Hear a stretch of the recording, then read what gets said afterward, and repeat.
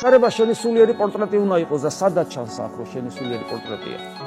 აბა რა თქვა არ ვიცი და მეც მაგას გეუბნები რომ არის, იმიტომ არ იცი რომ საკუთარ თავს არ იცნობ. ადამიანი საკუთარ თავს არ იცნობს.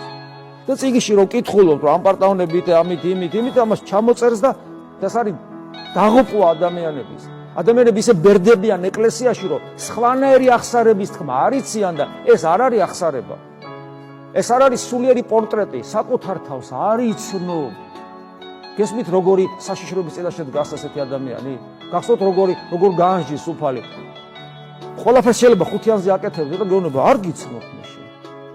რამდენიმე ადგილას არის წმინდა წერილში. ყველაფერს აკეთებ, მორწმუნე ხარ, სასწაულებსაც კი ახდე, წმინდა ცხოვრებით ცხოვრობ. უფალი გეუბნება არ გიცნობ, იმიტომ რომ პიროვნულად არ გახსნილ ხარ, არც ღმერთის წინაშე, არც საკუთარი თავის წინაშე. და ამგვარი ტიპის აღსარება, ეს ზოგადი აღსარება. ნიშნავს იმას, რომ ადამიანი საკუთარ თავს არ იცნობს.